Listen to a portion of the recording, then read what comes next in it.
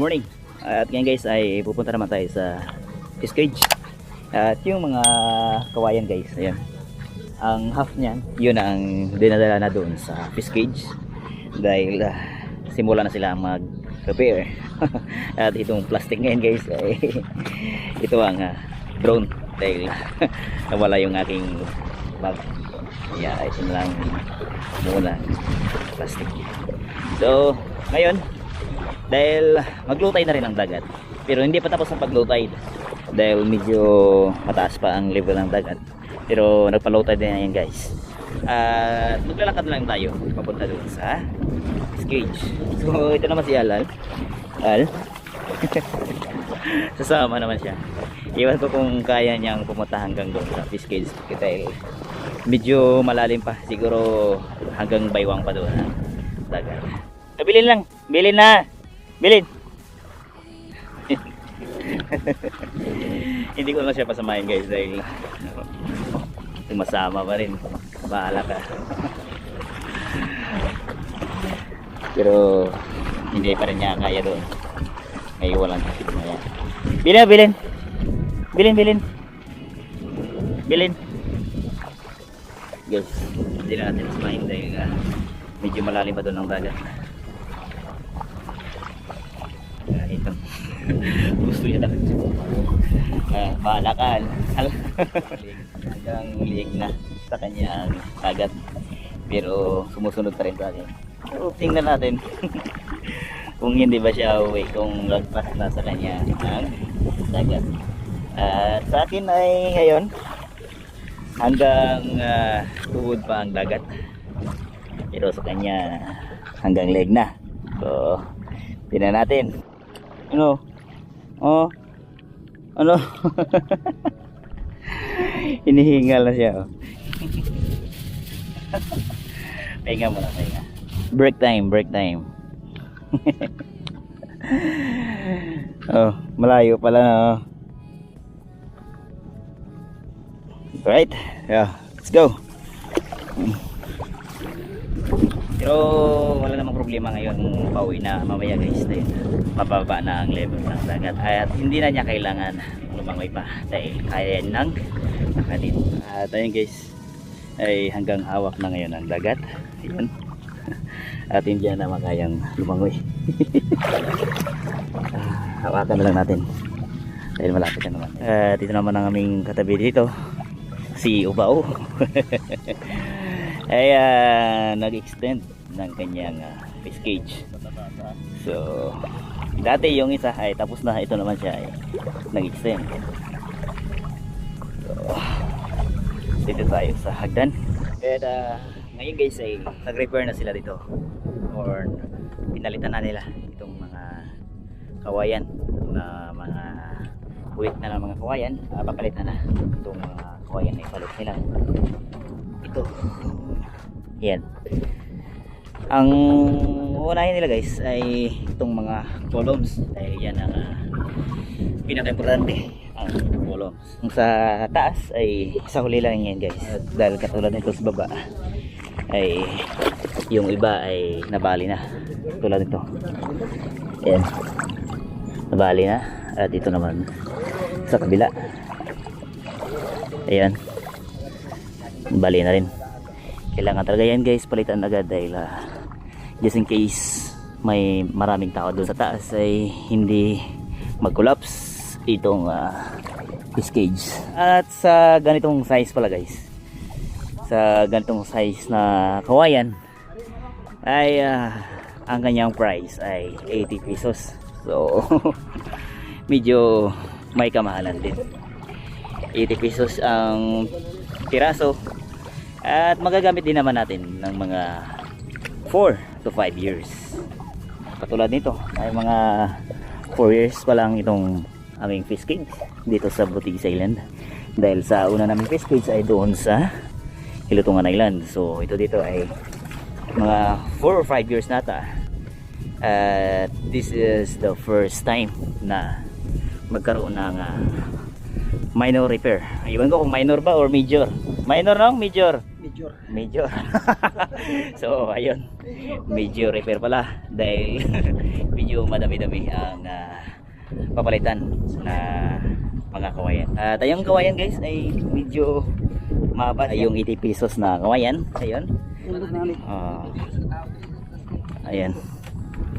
Kailangan talagang dalawang tao ang magawa. Ay doon sa baba ay hukayin nila doon guys. Siguro hukayin nila ng mga hanggang tuhod ata or lagpas tuhod pa para sure talaga na patibay. Kasi unlike doon sa ibang fish cage na hindi masyadong lalim ang hukay ay sa mga ilang buwan or sa mga ilang taon ay mag slant na ang kanilang fish cage. So itong amin medyo matagal na pero hindi pa rin nag slant or mas straight pa din ang tayo ng fish cage.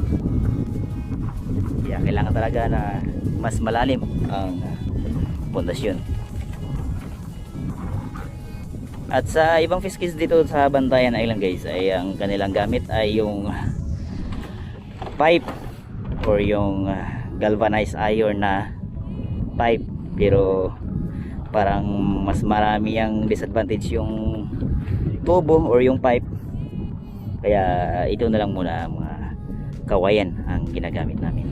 At yan ang aming katabi si Opaw. Ilan ni ka kwarto pa imo extend? Dua? Dua ini atau nga ini? Ayan, dalawang kwarto pala ang kanyang ginagawa. So yung isa na natapos na ay isang kwarto lang yan. At itong kanyang in-extend ay dalawa. So mayroon na siyang isang kwarto at mag-extend siya ng dalawa. So total tatlong kwarto na. At itong aming guys, ay itong aming fish cage ito ay 8 kwarto. So kulang pa kami ng isa. So dapat siyam na kwarto na dahil itong aming nabili na mga mangrove snapper or itong mga mangagat na nabili namin galing pa sa Molocabok Island doon sa Sagay City sa Negros Occidental na. So under na yun sa Region 6. Itong ating kasi ay Region 7. So ayun guys. Ayan. Ito ang temporary na lang muna na fish cage or fish pen dahil kulang pa ng isa. So siguro doon na lang sa kabila mag-extend para mag 9 dahil 8 pa lang ito guys. So para tatlo na lang 3, 6, 9 siguro next time na lang yun. And so far kung nakita nyo yung ating previous vlog dito guys na nabili natin ito na nanggaling pa sa Molocabok Island ay so far wala pa namang napatay. So, minsan guys na dahil dati guys may nabili kami doon sa Molocabok Island din ay mayroong mga patay na mga isda. Itong bagong bili natin ay walang patay. So good start. Dito naman guys itong pang-apat na ito kawayan. Pang-apat pa lang siguro mga 50 yata. Pinaka-book nyo na palit na kawayan ta? So 50 pieces pala na kawayan. So ang kanilang patayo ay itong tatlo pa lang. So ito na pang-apat. At ngayon guys ay nandito na tayo dito sa baba dahil tingnan natin kung paano nila tinatali dito ang mga kawayan. Ating ipakita. Alright, ayan.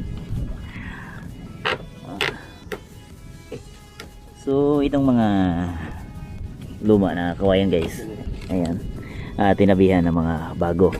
So ining daan dili ni kuha nung no? Dili ni kuha nung daan. So itong mga luma na tabihan lang na itong mga bago para mas matibay na. Ang gamit namin dito na nylon ay size number 150. Ayan. Medyo mahirap yan itali guys dahil malaki na. At masakit na din yan sa kamay.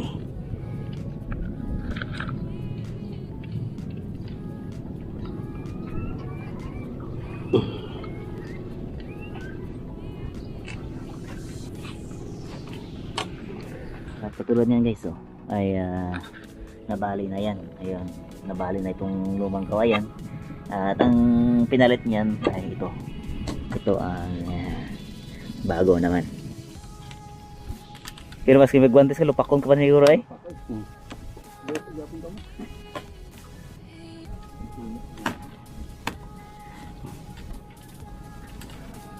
Lansangan natin ano nga? Oh, pasan nilang sa. Lansang.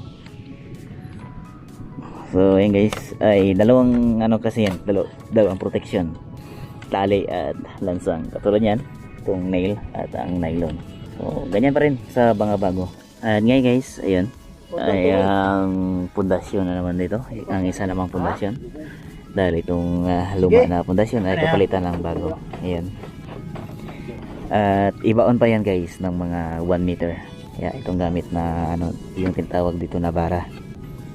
So metal yan guys. At ibaon yan kung hanggang saan ang kaya. Para mas matibay talaga. Ayan. Ayan, malalim na.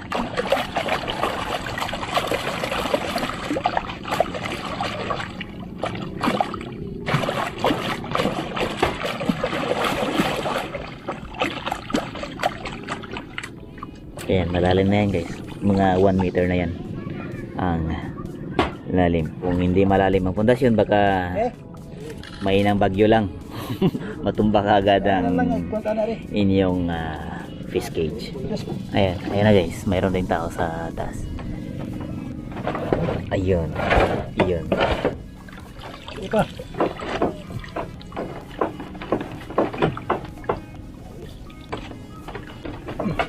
Ay.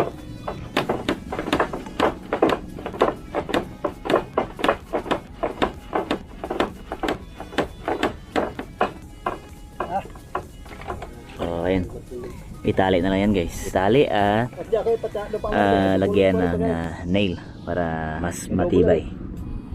At itong brace dito guys, tinatawag na brace, itong nakaslant na kawayan, ayan, na bali na rin. Ayan. So papalitan na din yan. So halos lahat medyo repair talaga. Medyo repair gitong. Medyo repair, hindi lang minor, major talaga. So medyo marami din ng mga nabali dito na mga kawayan. Yung mas marami talaga yung mga brace or yung mga nakaslant. Itong mga column ay medyo matibay pa. Ito lang taga nakaslant. Ito ang pinaka-importante. Kaya ayan, nabali rin. At ito ang kabila, itong nakaslant ay okay pa. So halos lahat ng nakaslant na mga kawayan ay papalitan talaga guys. At itong haligi dito ay nabali na din. So ang dami talagang papalitan guys na mga kawayan. So labas muna tayo. Siguro yung nabili nila ni Mama na kawayan na 50 pieces, kulang pa siguro yun. Ayan. Balik tayo sa taas. Ito si Tinong. Hi Anay, hi. Ayun. At guys, uwi na tayo sa bahay. Yan. Ito siya. At nandito na tayo sa dagat. Ayan, dahil low tide na.